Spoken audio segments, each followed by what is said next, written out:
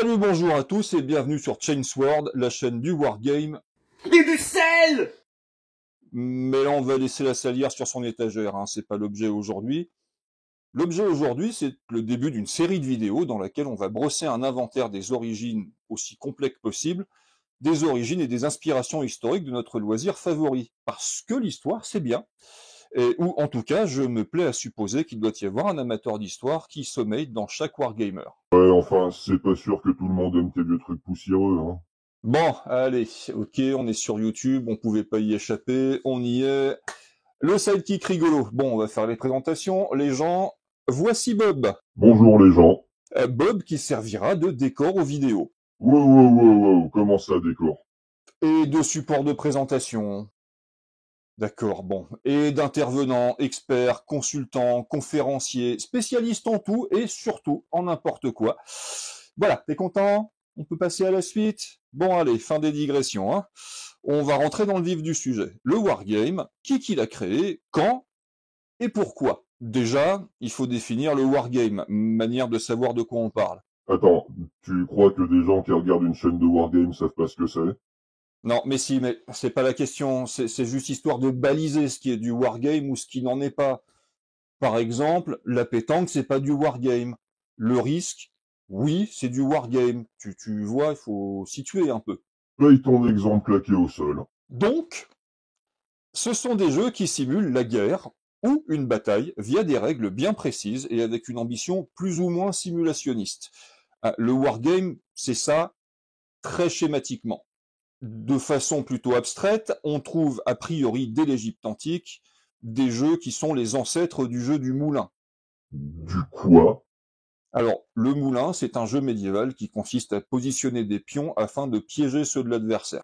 On va aussi trouver, à l'époque de l'Égypte antique, des ancêtres du jeu de dames. On n'oubliera pas, bien sûr, le jeu de Go qui est originaire de Chine dès le 7e siècle avant notre ère.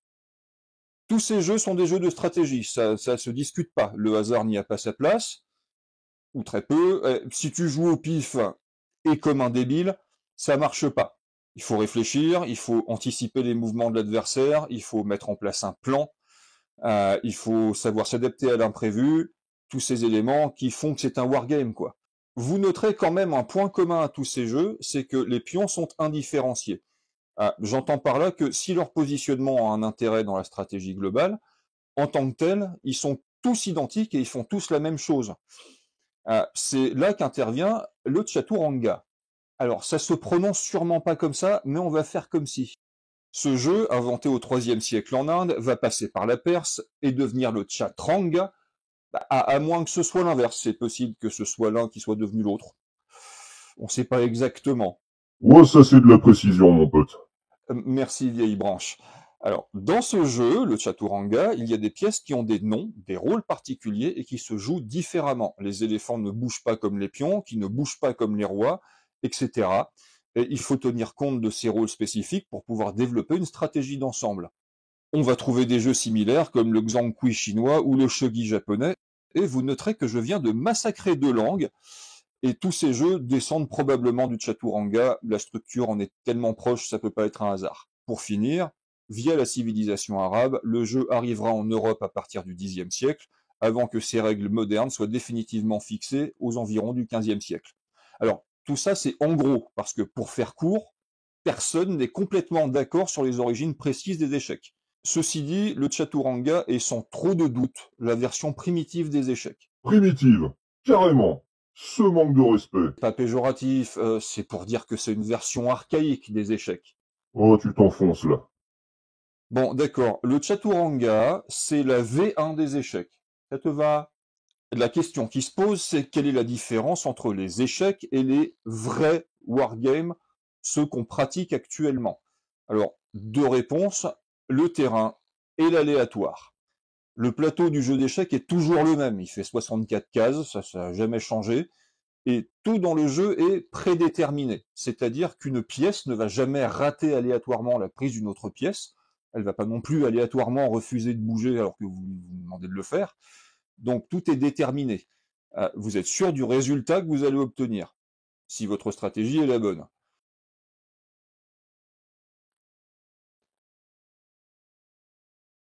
Ça ne diminue pas la richesse du jeu, qui après 700 ans dans sa version définitive et des millions de parties jouées, n'a toujours pas épuisé ses possibilités.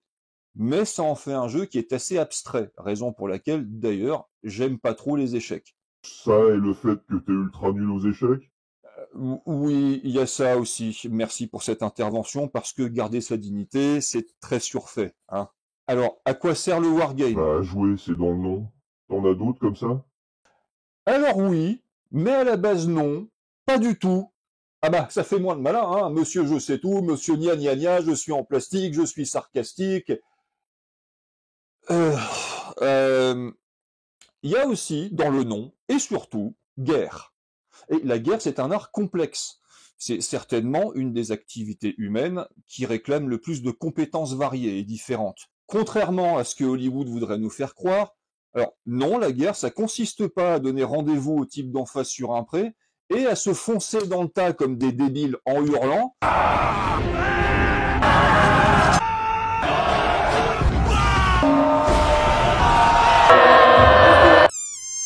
Et c'est celui qui tape le plus fort qui gagne. C'est un petit peu plus complexe que ça en vérité. Alors ça, on y reviendra certainement dans d'autres vidéos. Alors non, pour pouvoir faire la guerre et la gagner, il faut lever des troupes, les équiper, les entraîner, les nourrir, les acheminer jusqu'au champ de bataille, s'assurer qu'ils soient en bonne forme physique, que leur moral est bon. Ensuite, il faut les diriger au combat, selon un plan qui soit ni trop rigide, ni trop improvisé, parce que sinon, dans ces deux extrêmes-là, ça foire. Et si on réunit tout ça, on gagne. Peut-être. Si on gagne pas, des tas de gens meurent, on risque de perdre la guerre, on risque de perdre son trône, on risque de perdre son pays. Et tout ça, comment est-ce qu'on apprend à le faire? Alors, soit en étant instruit par d'autres qui l'ont déjà faite, la guerre. Dans des pays qui sont en guerre fréquemment, on trouve toujours des officiers vétérans qui donneront des instructions et des trucs aux nouveaux arrivants. On peut aussi lire des manuels ou des mémoires de grands commandants, qui sont très souvent écrits par le commandant lui-même et très en sa faveur, donc pas du tout objectifs. Et on peut aussi y arriver en pratiquant. Sauf que la guerre, c'est pas bon, bah on a perdu, c'est pas grave, on refera pas les mêmes conneries la prochaine fois et on s'en sortira. Parce que c'est pas du tout sûr qu'il y ait une prochaine fois, ni que vous surviviez à une bataille perdue d'ailleurs. Former un officier, c'est une tâche qui est longue et ardue et qui va devenir de plus en plus difficile à mesure que la guerre change d'échelle et se complexifie. Sans rentrer dans le détail, on ne mène pas une guerre entre deux États forts de plusieurs millions d'habitants comme on mènerait une guerre qui implique deux cités comprenant quelques dizaines de milliers de pecnos, comme à l'époque de la Grèce antique. Pour former un commandant, il faut de bons enseignants, du temps et des cas d'études concrets. Des essais de jeux de simulation de guerre seront faits dès le XVIIe, époque où la guerre implique des États puissants, centralisés, avec une économie en cours d'industrialisation, et des armées de centaines de milliers d'hommes sur des théâtres d'opération qui sont à l'échelle de toute l'Europe. Mais c'est surtout à partir du XVIIIe siècle, à l'Académie militaire de Berlin, à la surprise d'absolument personne, que le Kriegspiel sera inventé. La vache, ce cliché, genre les Allemands pensent qu'à la guerre. Bon, alors déjà, les Prussiens, pas les Allemands. Et on n'oubliera pas que, selon la très jolie petite citation de Mirabeau, la Prusse n'est pas un État qui possède une armée, la Prusse est une armée qui possède un État. Pour l'époque en question, c'est pas un cliché, c'est un fait. Bref, le Kriegspiel s'affranchit enfin des échecs. Alors, pourquoi? Parce qu'on y joue sur un terrain réaliste. D'abord, dans les premières versions, dans un bac à sable qui simulera des reliefs, puis sur des maquettes qui figurent des champs, des collines, des rivières. Les pions figurant les unités en porcelaine ou en bois, peint, parce que c'est plus joli. Ces pions vont occuper l'espace qu'occuperait l'unité dans la réalité. Une brigade occupera la taille d'une brigade sur le champ de bataille. On va également mesurer des distances, on va introduire de l'aléatoire et de l'indécision, puisque on n'oubliera pas qu'à la guerre, aucun plan ne résiste au contact de l'ennemi. Von Moltke, 1871. Tant qu'à citer, autant être précis. Dans sa forme, comme dans son fond, le wargame moderne est né avec le Kriegspiel. Et ça marche tellement bien comme système que toutes les armées vont l'adopter rapidement partout en Europe et même dans le reste du monde. Et ils vont se servir du Kriegspiel comme un outil primordial de formation des officiers. Alors, ça marche tellement bien le Kriegspiel qu'il y en a un qui révélera à l'état-major allemand que la guerre était largement foutue dès 1917 pendant la Première Guerre. Ce qui ne les a pas empêchés d'attaquer au printemps 18? Alors oui, parce que nul n'est prophète en son pays, j'ai envie de dire. L'US Navy en fait un usage intensif à l'approche de la Seconde Guerre mondiale, en simulant essentiellement un conflit contre la flotte impériale japonaise, et ces simulations vont révéler que l'US Navy va gagner la guerre. Ils le savent avant que la guerre ne commence, ils vont gagner. La seule incertitude, c'est combien de temps et avec quelle perte. Tout ça pour dire qu'avant d'être un loisir du week-end pour des tas de grands enfants, le wargame est d'abord un outil pour état-major, toujours universellement pratiqué d'ailleurs, hein. L'essentiel maintenant se fait sur informatique quand même. Malheureusement, on a abandonné les jolies maquettes, même s'il en reste encore quelques-unes, souvent essentiellement pour des questions de conservation du patrimoine d'ailleurs. Mais nous, on va rester sur nos figurines trop bien peintes, ou pas, et à nos décors, et surtout à nos dés, qu'on aime autant qu'on les déteste, surtout quand ils nous font faire des résultats pourris. Parce que nous, ce qu'on veut, c'est s'amuser. Ce qu'on veut, c'est pas gagner une vraie guerre, et encore moins en déclencher une. Les sociopathes derrière votre écran qui ont répondu si, bon, abonnez-vous quand même, mais faites gaffe, hein.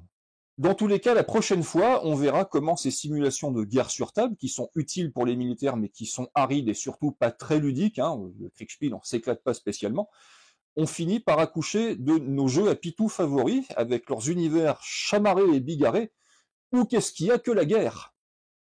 Ciao, bye bye les gens, soyez sages, peindez bien, et surtout n'oubliez jamais, la poutre est éternelle.